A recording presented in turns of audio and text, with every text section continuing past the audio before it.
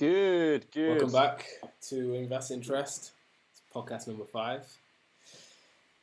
Podcast number 5. Already on number 5. How are we doing, Lewis? Yeah, doing good. How are you? Mate, yeah, I'm doing pretty well. Work's been all right this week. And let me just crack open the channel, see if it's working on Twitch. Oh, there we go. Yep, we are live indeed. Right, good stuff. So, quick introductions then. I'm Lewis.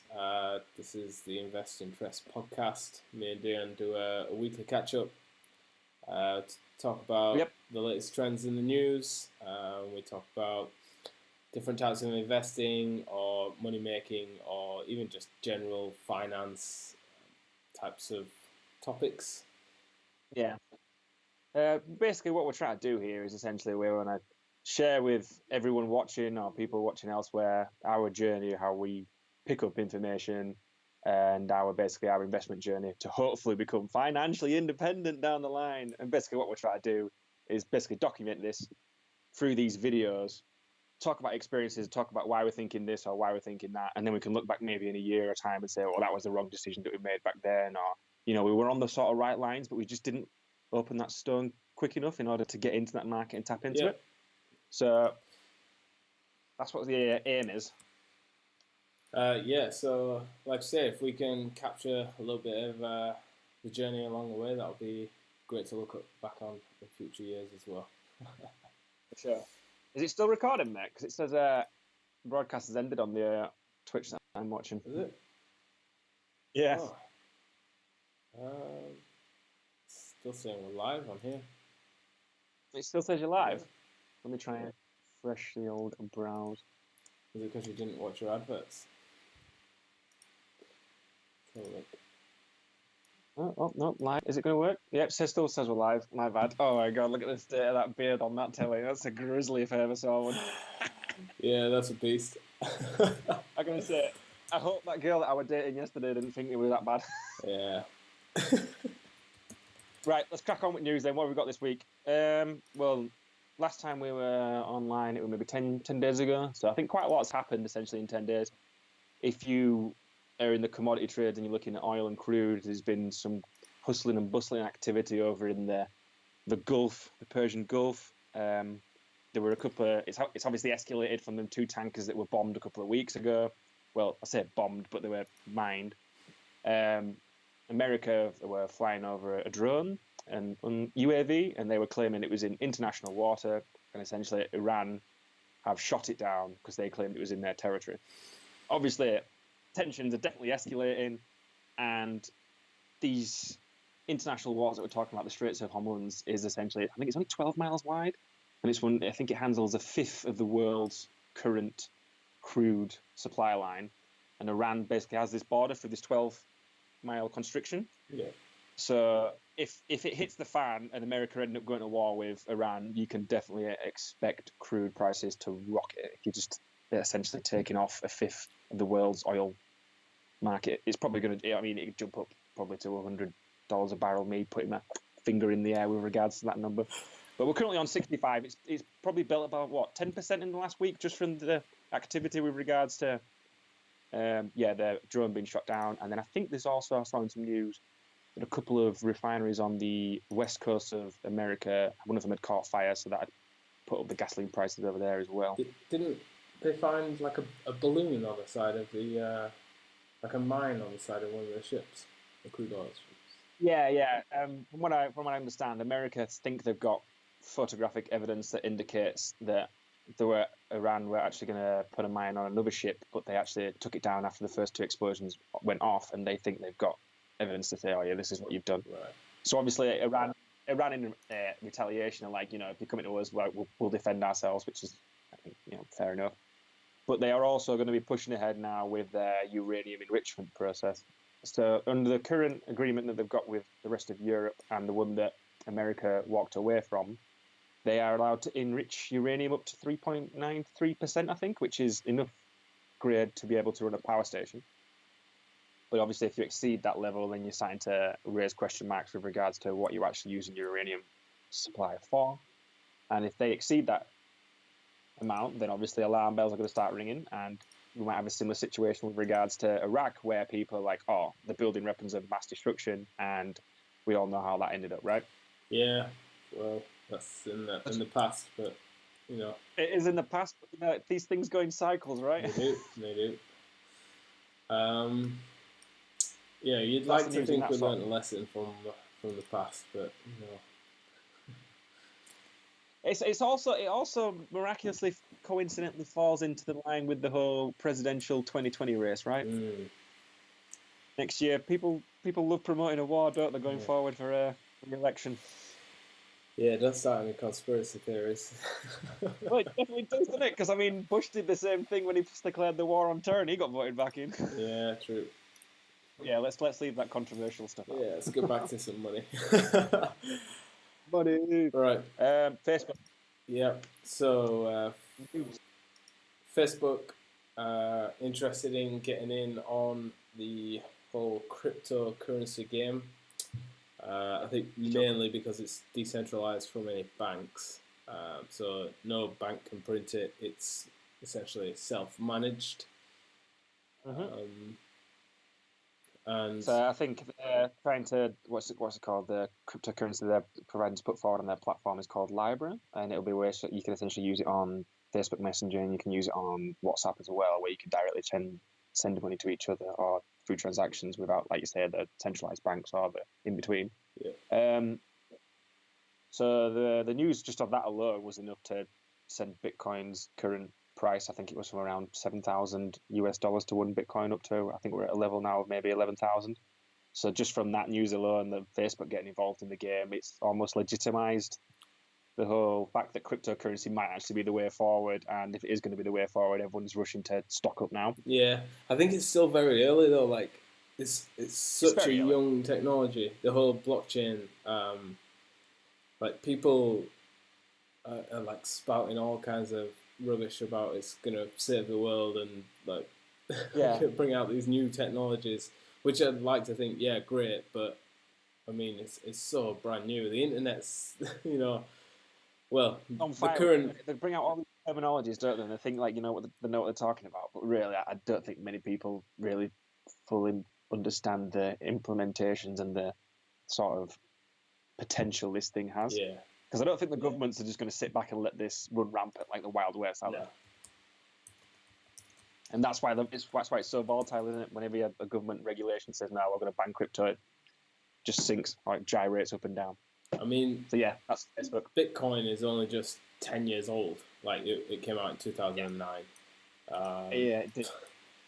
So I think I read the story one time that a guy tried to buy a pizza once with Bitcoin back in the day, and I think he tried to like, I can't remember how much it was. I think back then it was only worth like 0.0025 cents per Bitcoin. He tried to buy it. Imagine if that pizza boy had took it, how rich he'd have been now. Or back in 2018 when it spiked. The funny thing is, I actually heard about Bitcoin when I was at university, and I think it was about $15 per Bitcoin, like $15 US. Yeah. So that would have been, I don't know, might be lying there. About 2012. Yeah. Well, it had a little rally, I think, 2014, 2013 when I was on my placement, and it pushed up to about $400 or $500 at Bitcoin, and everyone thought, that's about as big as it's going to get. It's going to drop off now, and it's going to stag. And it did drop off to a certain level, and then I think 2017 it just went absolutely berserk, didn't it? Yeah.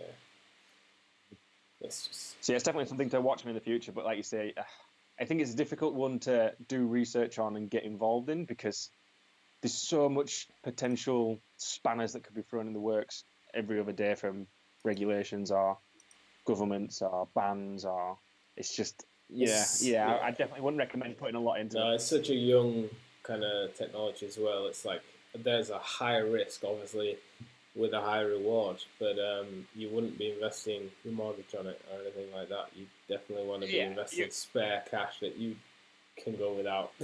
And even your spare cash, you want to be putting in 1%, 2% of your total portfolio, if that. Yeah, tiny amounts. But,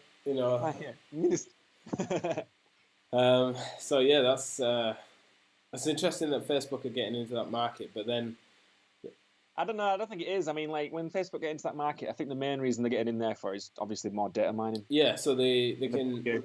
Transactions, yeah, and they know it all, don't they? Well, that's the thing. If they know what you're doing, and they obviously have. I mean, there's Facebook Marketplace now, so they know where people are spending money, but they don't know how much. Well, they might know how much, but they don't know like how often and stuff like that. So with their own currency, obviously they'll probably like leverage that if you use it on Facebook's platforms, i.e. WhatsApp, Instagram, Facebook, whatever, that you probably get a better deal or something like that. Just so yeah, they I can guess get that so. Like data. especially like it'll definitely remove currency exchange transfers. Like if you can go to Spain and still paying a bit Facebook Libra instead of having to convert it to euros or going through a bank account and getting charged like that. Yeah. I think they're also going to tie it to certain stuff of assets. I do believe. Okay. That to stop some volatility. That's definitely to reduce some of the volatility. Yeah, for sure. Yeah.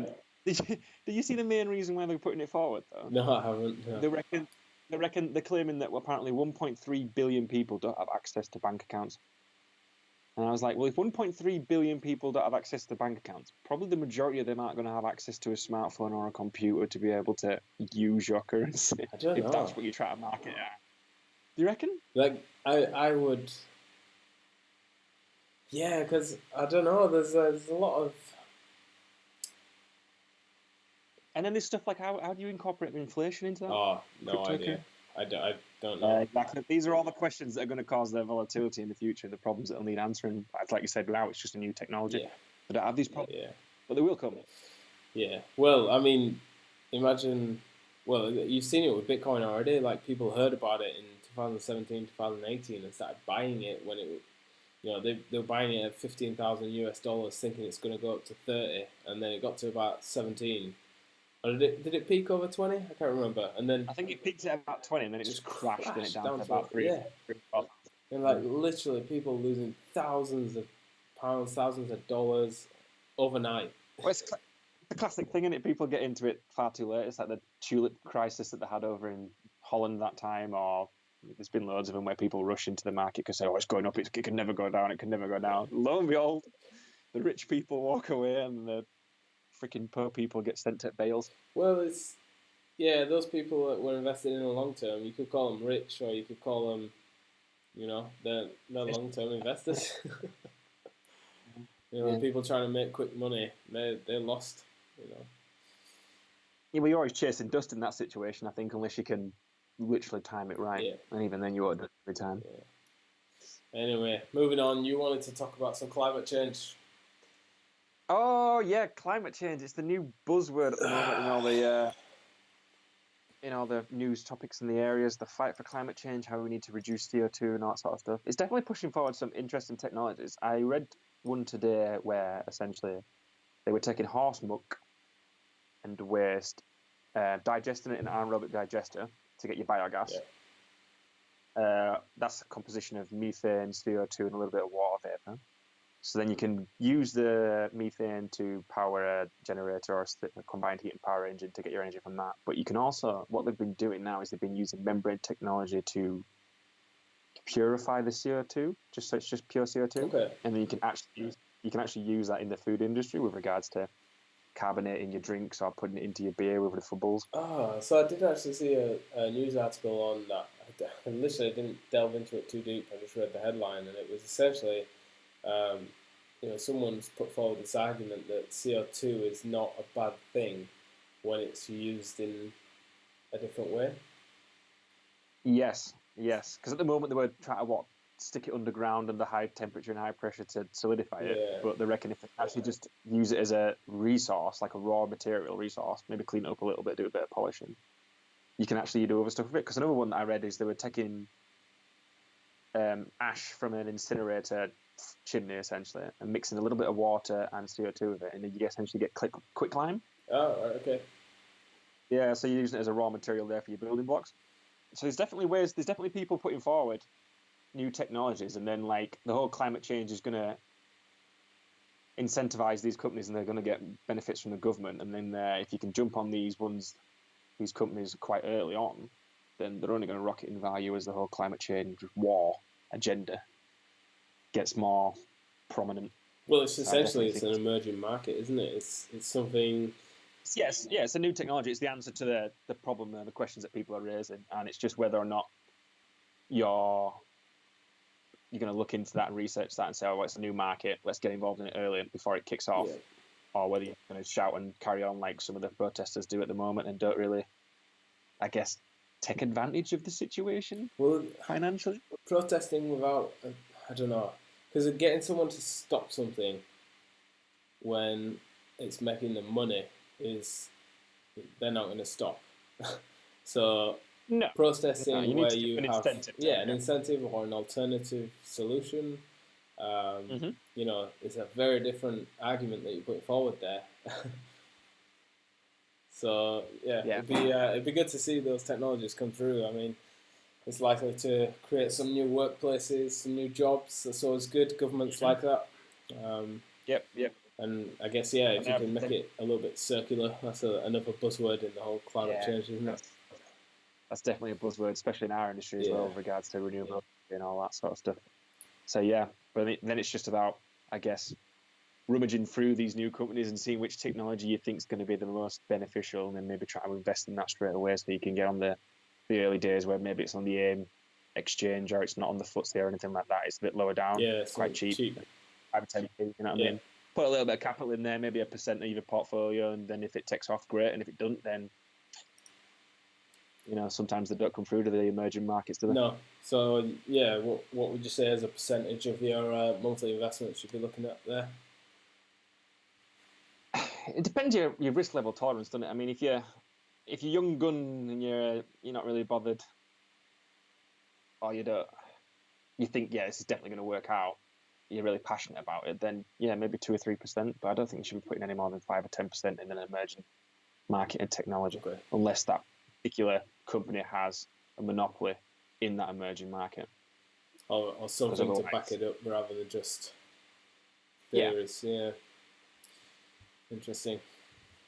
Well, I mean, that's what I'd say. But I mean, I don't really have much sort of experience to say you should be putting 2 or 3% in that sort of stuff. I just think that's the sort of level of risk that I'd be willing to put into a venture that's so relatively new, not untested, but again, it comes down to regulations and stuff going forward, because they might be really beneficial for the first 3 or 4 years because they're getting carbon credits or anything like that, or incentives from the government. But then if the government realise how much money they're making and they decide to relax these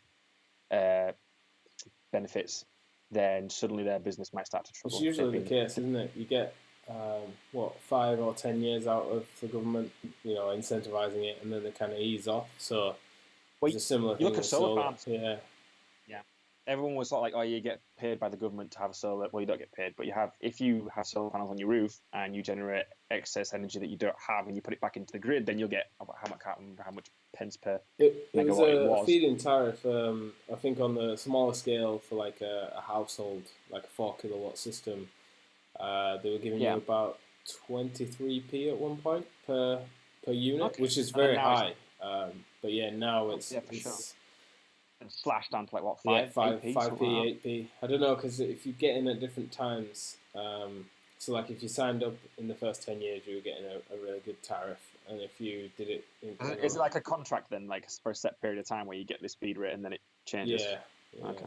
So this justifies the buyback period quicker if you'd got in earlier, as opposed to now where if you get in, it's going to take longer. But if you got in earlier, the panels are more expensive, so your initial outlay was higher. So the technology gets cheaper over time, so then the feed-in tariffs drop off. But that's the because apparently they stop it dead soon, or they've proposed to stop paying any feed-in tariffs.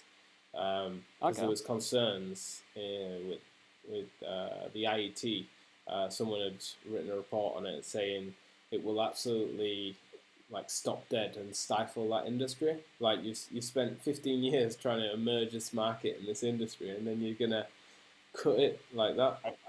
Everyone's gonna basically reduce the cost of making these things, and there's gonna be no competition because everyone's doing it at the flat bottom prices, and people are gonna lose jobs because they just can't keep people on. I suppose. Yeah, that's right. Well, it's just like those incentives keep it going, don't they? Yes. There's which markets are subsidised? like there's a theory that the true cost of oil is not truly realized in the price that it is. As in, if you calculate the impact to the environment and all the cleanup procedures that are required and the damage that it's doing, the cost or the tax that should be applied to oil and fuel and whatever else is derived from it should be a lot higher. Really? So essentially, the government are subsidising the oil industries. But they do, don't they? Because they let them write off assets in the North Sea for X amount of billions of dollars to be able to reclaim back on the tax bonds sheets. Yeah, it'd be interesting to actually see that practically and see it demonstrated somewhere, rather than just theories and hypotheses. Maybe we can look into that. I might scribble that down somewhere. You're gonna go delve into some deep rabbit holes there. Then. Yeah. Oil companies writing off assets for tax savings. We'll look into that. We'll see what we can dig up on that one. Try to get some true facts rather than hypotheses. Anyway, the UK Prime Minister resigned. That were a while back now, wasn't it? Wow. 3 weeks ago. We're down to the final two candidates now for the Conservative leadership race. We have Bojo and then we have Jeremy Hunt. Got to pronounce that correctly because we're from Yorkshire and sometimes we don't pronounce our H's very well. Jeremy Hunt. Yeah.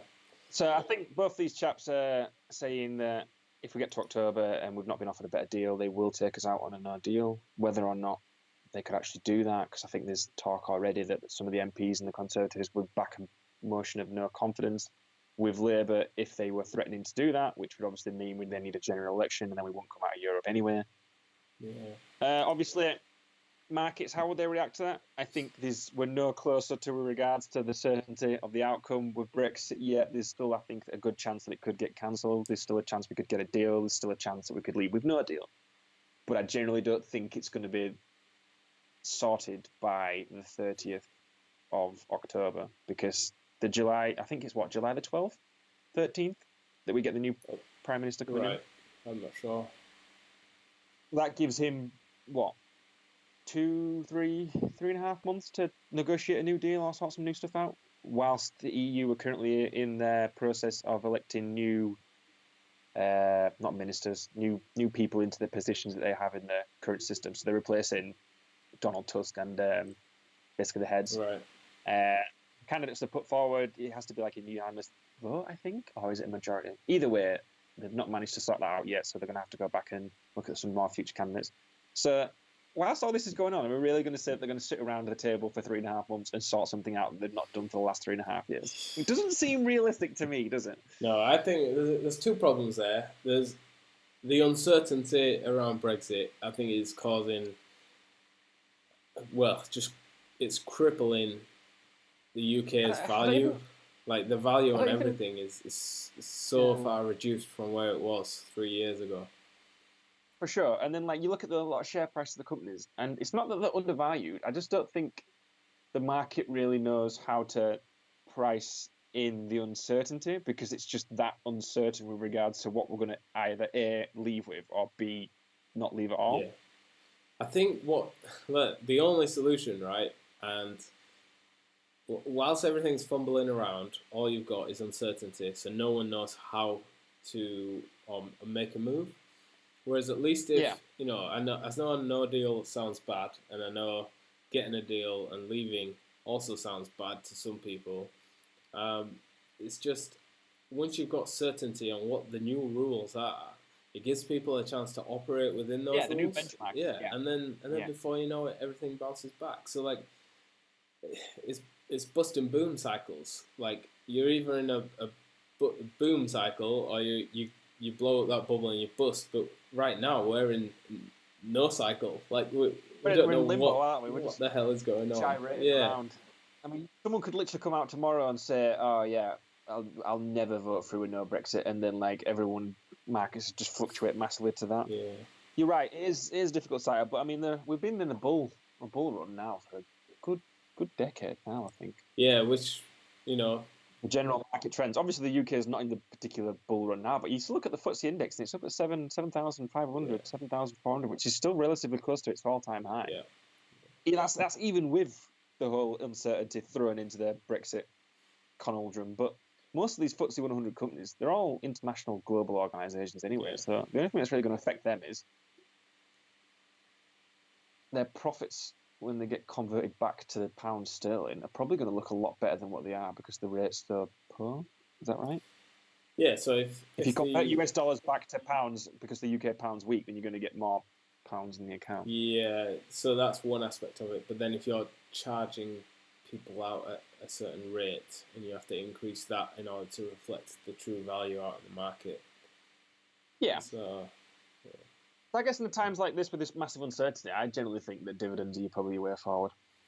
I think from what I've been reading, a lot of I don't know, because the thing about reading things online nowadays is that Google recommends things that are on the same basis of what you've been reading, so you end up stuck in. Yeah, but you need to check the source of the author, don't you? You need to see who's wrote the article and what his, I guess, background is, whether or not he's biased towards this certain thing. That's what you need to check. So what I've come across recently is a lot of trend towards traditional trading, where you would look to buy stocks that do pay a dividend, because regular dividend income can be reinvested, and basically you're just applying that compounding. Yep. And that is, I guess, rule 101 of investing.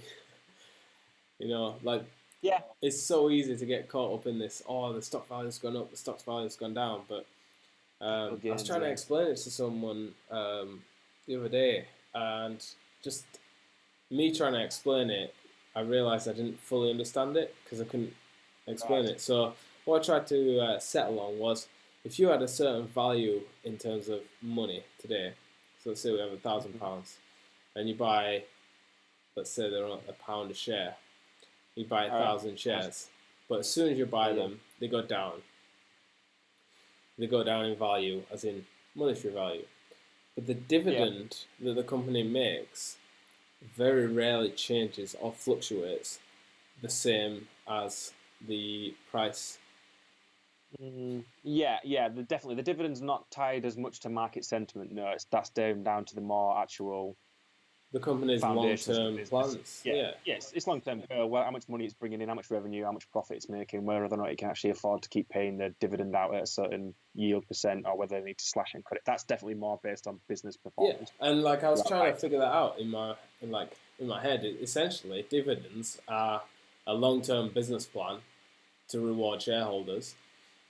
Yes. For long-term investments. So, when you put it in very simple terms like that, if you're a long-term investor, you want dividends. You don't look at anything else. But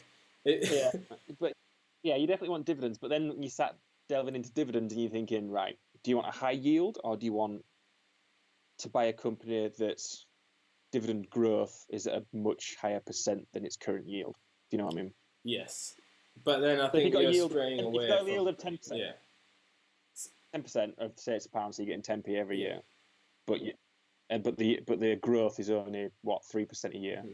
So every year it goes up by 0.3 pence. So it's 10.3 next year and the year after that. Or would you rather have a 2p dividend, but the dividend growth is, I don't know, let's just go stupid and say it's 50% each year. Eventually there's going to be a crossover point where the dividend growth for the 50% massively outweighs the one, and then it just comes down to how long you want to hold this long-term investment for.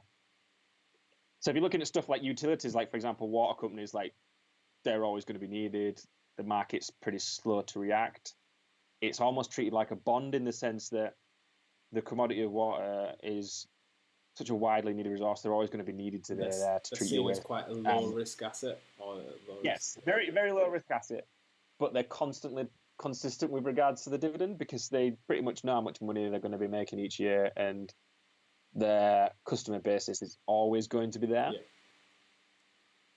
So that's why you don't get as much massive gyrations in the price. So it's a pretty safe stock to be in. It's like it's as an income investor, if you're first dabbling into dividends, you definitely want to give utilities a try. I mean, I myself, I've got Pennon in my portfolio, which is a water company, and I've also got National Grid, which is the electric company. Yeah, so they manage they own all the assets, I believe, up and down the country, and then Yeah. it's. They've also got an American business as well, I think. They've branched out over there.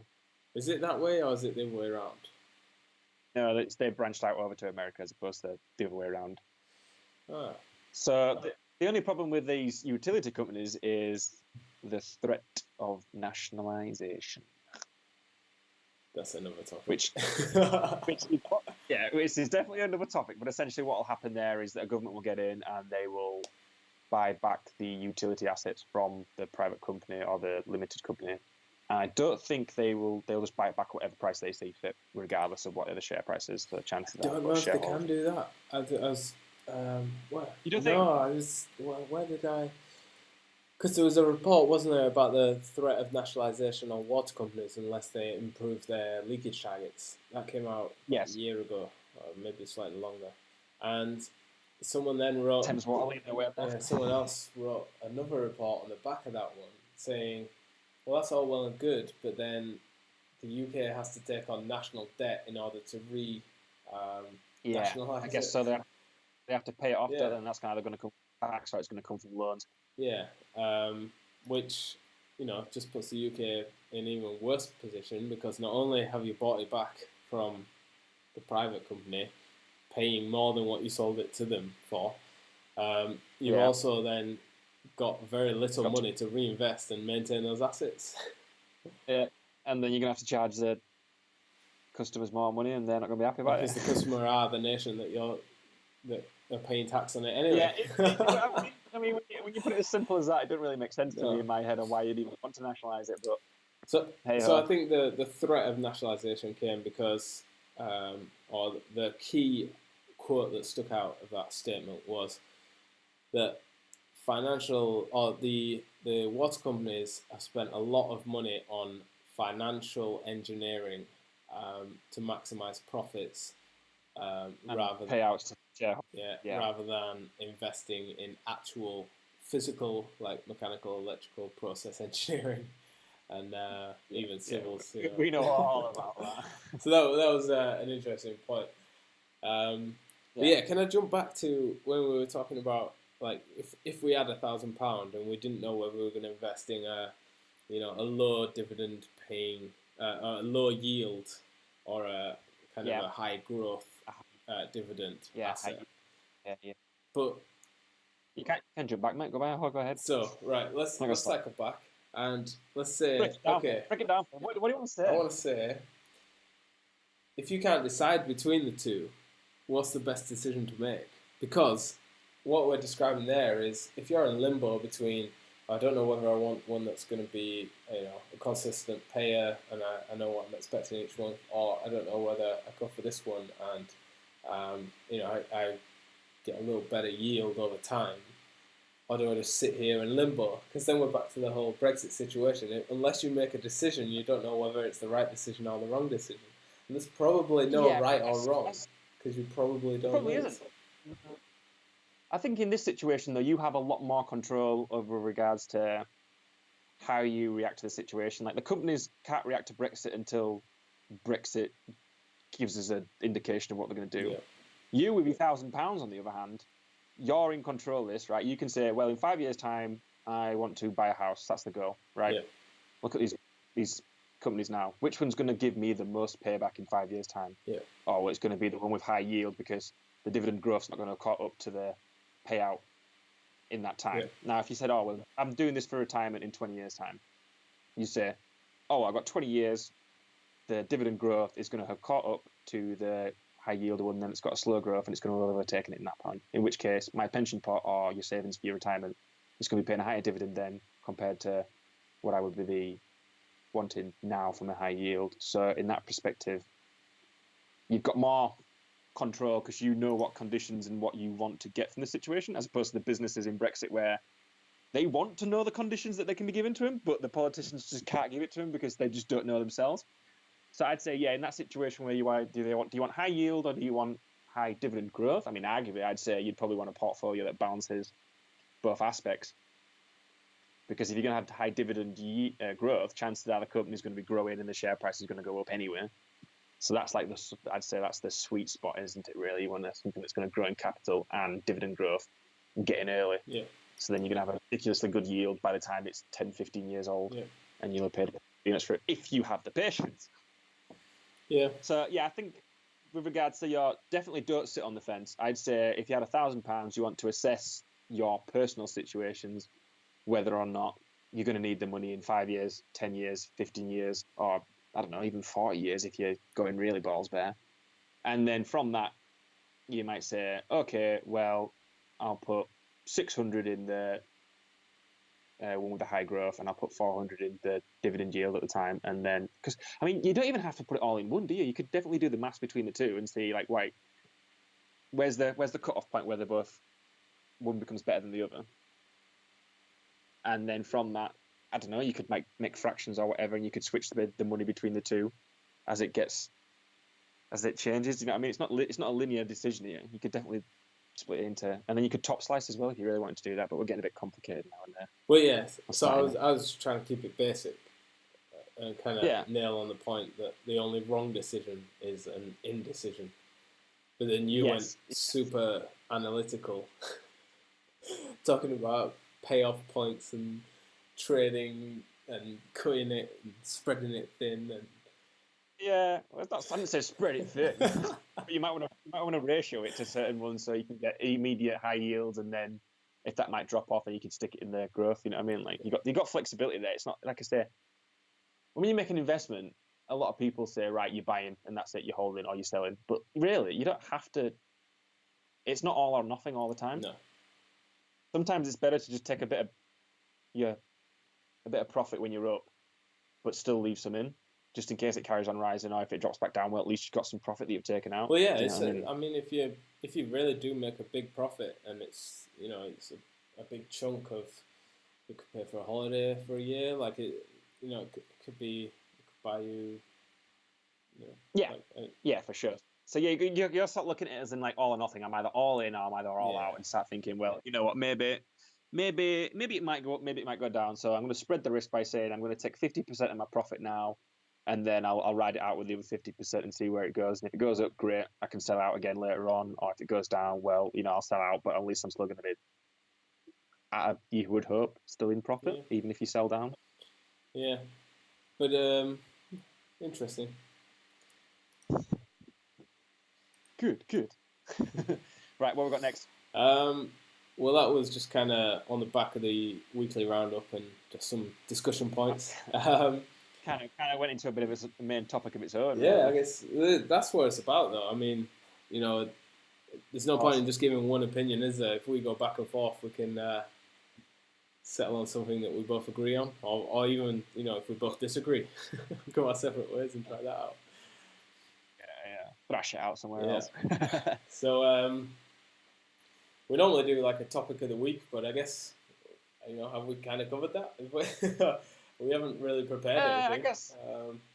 I don't think we really covered it, but I think maybe the topic this week's been uncertainty. Yeah. Yeah. I mean, you got to play with the facts and the information that you got at the time and make a decision. I think you'll always end up kicking yourself more if you sit on the fence and don't make the decision. Because if it does go up and great, you're thinking, oh, God, I wish I'd just gone with my gut. And if it does go down, well, you take your punches, you get up off the floor and you say, right, I learned from that lesson. Maybe the information, I interpreted it wrong, or maybe, I just got Yeah, you got to reflect on it and move on quickly. You can't hold it, Can't hold it against yourself as well. That's the main thing. You can't use it as a roadblock to say, well, whoa, investing's not for me now because I took one loss or I took one punch too many to the chin and I went down for the first time. You definitely got to analyze your losses as well as your wins. You want to analyze how you won, like with regards to why did it work so well? Did you just get lucky, or did you actually do some research? You knew this spike was going to come and you got in before the rush. Or like, did you only make 2x when you could have made 10x? Like, and then you apply that next time. Yeah, for sure. Or for sure. by reflecting on those losses, in the future, it might mitigate against making big losses because you actually learn something from the small losses. Yeah, for example, I mean, like when Cirrus Minerals was up at 38p maybe 2 years ago, I wish I'd have put a stop loss in there just to knock it down, just to bank some profit. Because I mean, now it's tanked down at 13.5, and I'm looking at a fat paper loss at the moment. Yeah. So I've definitely learned from that. Like maybe sometimes instead of just waiting for my judgment to say yes or no, just put an algorithm in there just to knock it out, or at least knock out 50% of your holding, or however limit the risk, because at the moment it's not doing great, but it's in for the long term anyway for me. So yeah, I still think like you're not going to miss that money now that it's in there, and even though it looks like it's a big fat negative, it's well, I've got dividends coming in elsewhere, so it's kind of it don't paper over the cracks. It kind of fills in the hole. You know what I mean? Yeah. Did you get a chance to explore the trading platform? So I have been on the trading platform that we're going to be setting up for our practice accounts. It doesn't look too complicated to use. The only thing that I found that I haven't worked out yet is essentially when I'm looking at these average, like 30-day average trend line that you can put on it, I want to get like two of them on the same graph, but I haven't worked out how to do that yet. So I can get like a 30-day trend line for over a year period. I can get that on one like little graph here, but then like if I want to get a 5-day trend line, it opens up as a separate graph here, but I want to get it on the same tab, just so I can identify the golden crosses and the death crosses. Yeah, and you can use that with regards to when you want to enter your point or when you'd want to terminate your deal. So I'm definitely going to need to do a little bit more research on that, but I definitely think that maybe if not end of this week, definitely the end of next week, we should be ready to start throwing out some challenges with regards to the heads-to-heads. Yeah. What about you? Have you had any practice on it yet, or have you just looked at it and thought, this looks alien to me, I'm not interested, I've not got time? It looks very alien to me. It's not completely baffling me. I feel like it does need a little bit of time spent on it. Yeah. I haven't... Did you check out that video that I linked? No, I don't think I have. There's a video that I put somewhere. I think it's in week 5 that explains you how to use the platform. I think I put that in the. So yeah, you might want to give that. I think it's like a 4 or 5 minute video, and hopefully it'll break it down with regards to how you get your trends up, how you get your average true ranges, how you get your volatility index up there, just so you can understand it a bit more, as opposed to just seeing a big graph there with your candle bars and not really knowing what's going on and a lot of lights flashing at you. Yeah, well, that's it. That's what I've got at the minute is a lot of lights flashing at me and not really understanding what's going on. But I guess the plan for that then is maybe this week, we can... Yeah, this week have a play around. We won't put any trades on yet, just so we can both start at the exact same number for when we start these challenges. Yeah.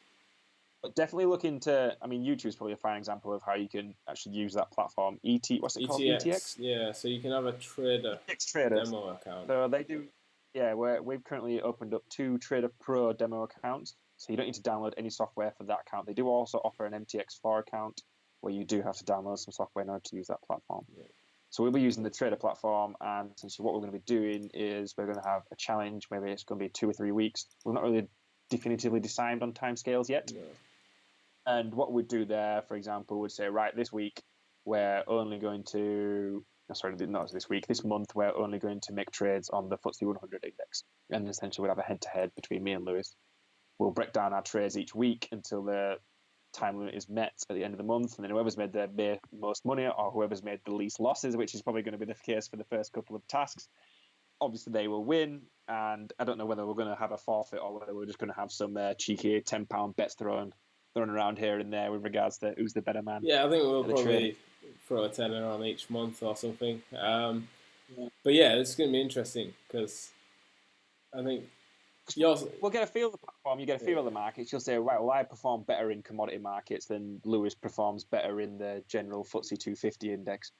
And then once you start to develop those areas and you think, you know what, I want to specialize, what we're trying to do is try to get a broad spectrum of the whole platform and what it's got to offer, and then what area you particularly like to invest in and trade in. And then I suppose we could also stretch it out further to we could actually try different strategies. For example, we could do day trading, or we could do weekly trading, or we could do slightly longer 30-day trading. Yeah. You know? So I think we've got to Just agree some of those terms up front. We'll certainly like grab some screen grabs or even some short video clips of what we're doing and probably talk through what we're doing. Hopefully we can overlay them or even just talk through the platform. But yeah, that's pretty much unlimited. There's almost, well, there's a lot of it on that platform. So I guess we can't go too wide because we're just going to spread too thin. I think we each week or each month we'll pick a certain group and just stick with that group. Yeah, I think that's the best way to do it. I think to start with, a week's probably too short a time period for us, considering we both have no experience in spread betting, because that's essentially what it is. I think we start off with, is it 10,000 fake money? Fake money coins, 10,000. 10,000 fake dollars. That'll be the benchmark for the challenges. Yeah. And then obviously we'll be going head to head to see who can be the better trader, and then hopefully at one point down the line we'll actually be able to put some serious money into it and see if we can do it with the real thing. Yeah, so I guess you get to learn some of the terminology as well. Learn the terminology, learn what instruments you like using, I guess learn what sort of trends you like to follow, whether or not it's the 30-day moving average, whether you want to follow average true range, whether or not you want to follow a volatility index with regards to how much activity is going on per shares. You'll find your niche, I guess. Yeah. So looking forward to that. So basically, stabilizers before we can ride the bike. Definitely. That'll be coming probably next week, I would have thought. Well, we're on the platform now, so there's no excuses by next week. I think we definitely need to get that rolling. We should know how to play with it by then, and then from then onwards, it's just going to be rinse and repeat. Yeah. Should we talk about any of the new ideas that you want to propose regarding book reviews or other reviews that you had in mind? I've not really had much time to do much reading recently. I've been spreading myself across a couple of other ventures that I've got going on. I've got a Japanese exam coming up in 10 days in London, so I've been revising for that. And I finished my book about a month and a half ago, so I've been proofreading that as well, because I'm trying to get that either published or self-published. So I've not really had a chance to read many books, but I'm hoping in the next month or next 2 or 3 weeks, when I've got some of this other side projects out of the way, I can get back to the reading and do some book reviews. So I don't have any new book reviews yet. I still need to write up my book review on Never Split the Difference by, what's it called? I've got the book here. Never Split the Difference by Chris Voss. It's not so much about investment, but it's more about business and how you could use certain traits and observations in order to get better value for rent agreements, or just stuff you can practically apply to a business situation with regards to negotiation. So I think in terms of so it's not directly about investment, but it could definitely help you maybe perhaps get better deals in regards to when you're buying a car or buying a house, or you're trying to negotiate with someone a better price, or your landlord wants to put up your rent. You can try and do some negotiation tactics. So I guess it could be about saving money, but not so much investing it. Right. So. And it's also probably teach you some tips, or even recognize some behaviors where you might be getting a bad deal, so you can just walk away because you recognize. For sure. Yeah, if you're a business owner, for example, you regularly do deals with clients, then there's some of the skills and the information that you can pull out from this book will definitely help you in the negotiating process, and that's gonna save you money essentially, or you're gonna make more money from it. Yeah. So sounds interesting. I think it's definitely worth to include. Looking forward to that whether review. Or not when I can actually get around to doing the review. Yeah. The other idea that I had essentially was, so I was gonna maybe look into how you would review a university degree in terms of financial payback. Maybe payback, I guess. So what the degree is, maybe how much that's going to cost you over the 4 or 5 year period, what your percent is going to be with regards to your student loan. If you take the maximum amount out, what's say for the base case, so you're taking your grant. You're not getting a grant, you're just getting a maintenance loan, and that's X amount of thousands of pounds a year. Versus the prospects of getting a job after you've graduated. So, like, what's the job market going to be like? Do you think it's going to change during the 4 years at university compared to when you went in? Is it going to be more in demand, or is there going to be less in demand? And then you want to start taking into consideration things like average starting salary, and then how much you can expect this to increase over the duration of a career. Is there something additional that you can do outside of the degree? For example, could you become a chartered accountant or a chartered engineer that's going to then boost your profits? Not your profits, but boost your earning potential. Yeah, you boost your earning potential, and then your whole marketability for yourself. Yeah, boost your what's the word I'm looking for? Self value, maybe. Or even market value, I guess. If you're that's the word. Yeah, if you're a chartered engineer or a chartered accountant, there's more because it's an independent body that offers accreditation. It is an accreditation. Then that's recognised globally by most. So definitely, when you're looking for a new job with a chartered status next to your name, it's definitely going to increase the amount of bargaining power you are going to have with regards to your salary, which coincidentally, never split the difference will help you negotiate a better salary package when you go into these meetings with these people. Circular.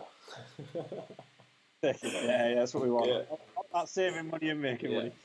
So that's what I was thinking. I was thinking, we could do that. I mean, like, I could obviously assess the chemical engineering. You could probably assess electrical engineering. We could do stuff like software engineering. We could do other stuff like doctors.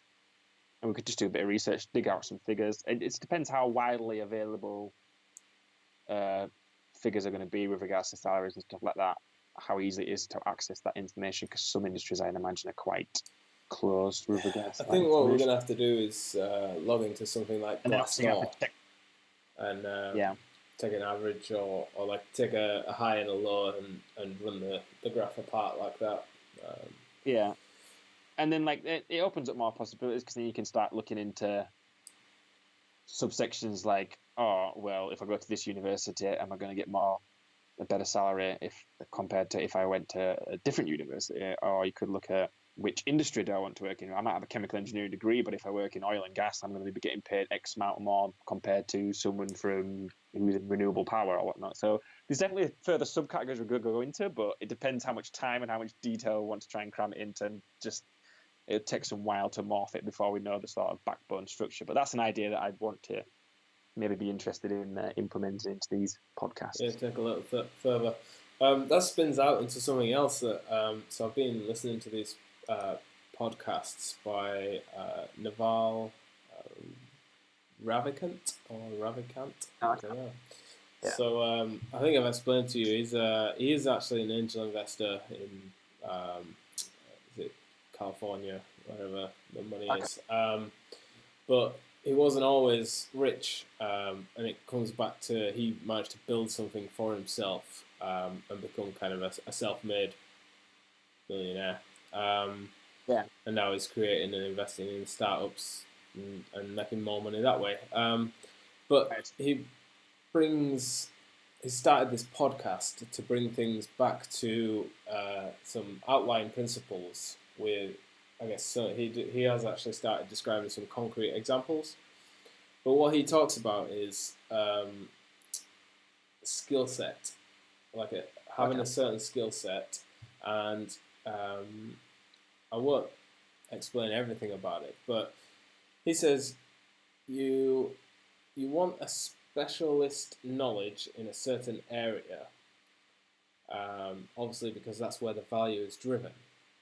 But you also that's where you get that edge, don't you? You also want to have a good average set of skills surrounding that.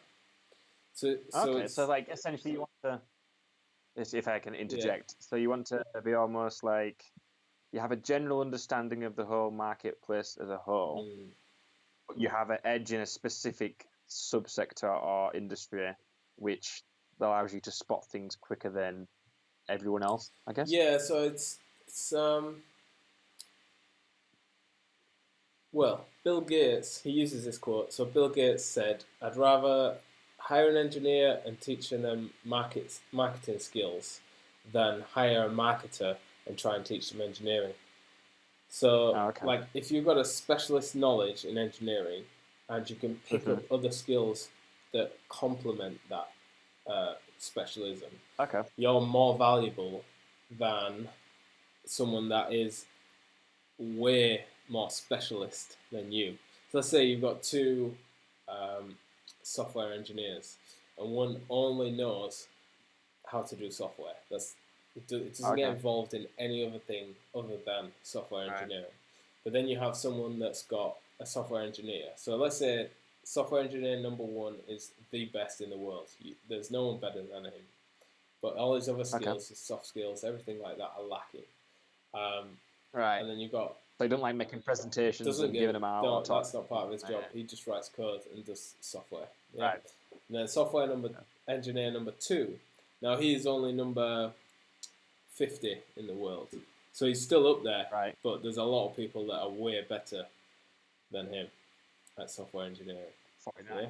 Yeah? So he's also got skills in marketing. And he's also got skills in other areas. And apparently, because he's got skills in other areas, he might be number 50 in software engineer, and he might be number 200 and something in marketing. And he might be, maybe not in the world, but, he kind of goes on this principle that because he's got those other skills backing up his software engineering, he has a lot more value within a company or within even selling his own time or his own products. He has a lot more value in doing that because he can leverage those skills. And for sure. He knows more about his market worth because he's got more areas that he's aware of. Yeah. And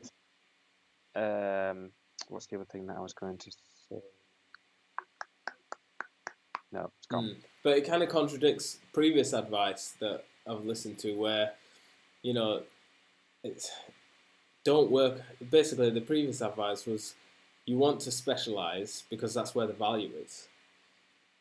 And you don't really want to waste time working on your weaknesses because someone else can do that job.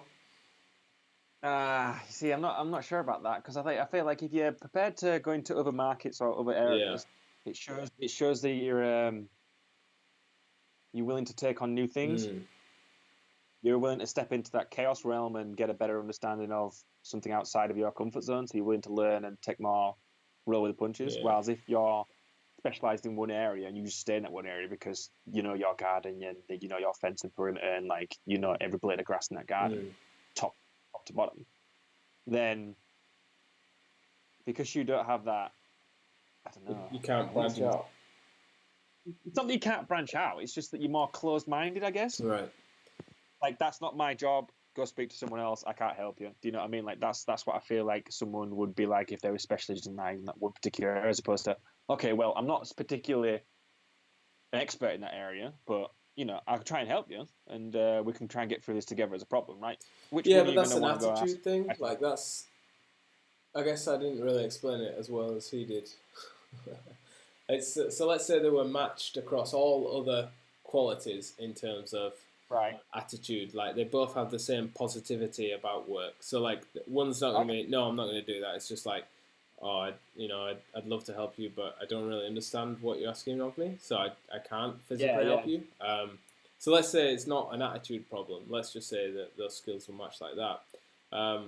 It's... Because the example he's trying to give is to reflect one person, so it's kind of your decisions that you're going to make. It's a little bit self-helpy, and it's a little bit, It sounds difficult. It sounds difficult because, I feel like you could take that either way, can't you? You can say, well, if you're starting up a startup company and there's only 5 or 6 here, then someone who's very good in one area but also knows the other areas of the business or can work in other areas, then great, because you've got more flexibility. But if you've got a massive multi-million dollar company already, then do you really need people that can cover all bases, or do you just want someone who's specialised in each area because you're that big and you can afford to just have the really expensive people in each particular vision so they can focus purely on that? So I guess it depends on the size of the company, really, with regards to whether or not you want people to be more flexible and more multi-role as opposed to just focus so well, the angle of the podcast is essentially to help yourself. So, like, whoever's listening is not a multinational company with, thousands of people working for them. They are, the person that's trying to better themselves for themselves. And what it kind of branches out on is if you can command a force of people, if you are a very good manager, you probably can get a lot done, even if you didn't do a lot, because you're a good manager. Right. So, like, if you had a team of people that all felt fully inspired by you and basically did the work that you asked of them, you could achieve a lot. But he said, most people, or the average person, doesn't have access to that. Like me or you doesn't have access to a team of investors, and we can't manage a team of investments with, we don't have access to capital, we don't have access to the team. And then it kind of branches out and says what you can get access to in today's age is software. And it basically says, if you can learn some very basic software skills, you can actually speed up some of the slow workflows that we have. So it might be like repetitive workflows, or it might be stuff that we just don't enjoy doing.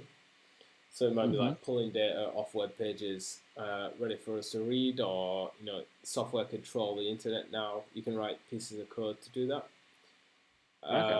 So like obviously me having the electrical engineering, a little bit of software engineering background, I was very intrigued to hear about it, because I thought, well, yeah, it makes a lot of sense. If you could, I don't have people, I don't have money, like to pay for people and to pay for skills. So like if you can spend a little time learning a little bit of programming, or write some small scripts that you could run to speed up your workflow, essentially you're getting that time back later down the line, maybe. Well, it basically said if you could write enough software, you could have, like, think of software as the digital version of a robot.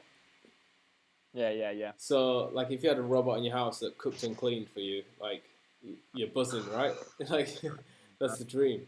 So essentially, he said, well, that's what software is in the digital world. So that, when you go online and you're clicking around and blah, blah, blah, and you end up in a spiral, you could have a robot do that and waste the robot's time. Rather than wasting your time. Because your time is valuable. Yeah. So, like, I like the way he's spinning these stories, I guess, and I like the perspective that he's painting. So I'm about halfway through the podcast right now, but yeah, he's obviously in that world where software and tech startups are in South California or wherever it is, San Francisco. But Silicon Valley. That's the one, Silicon Valley. But yeah, like he paints some very practical advice, as well as the the really out there stuff, the philosophical ideals. The other thing that he plays into is this whole ethics thing. He said if you can pay people in cheap labor like China or perhaps India to do these things for you, but if you have a strong ethical value, you might not want to do that because you might not think it's very ethical. So actually, just by writing a piece of code or a small script that would do something like that for you, it kind of takes away that ethics argument straight away. Yeah. It's only when you start manufacturing goods that you actually need a labour force or a portion of a labour force. You might be able to, 90% of the manufacturing line might be robots, but you still need a labour force somewhere. But yeah, it was just to maintain. It's certainly interesting. So yeah, I'm enjoying that little spiral as I'm driving into work. Good. Using that time. All I've just got his Japanese taste blaring in my ear. Nani ga yobeki desu ka?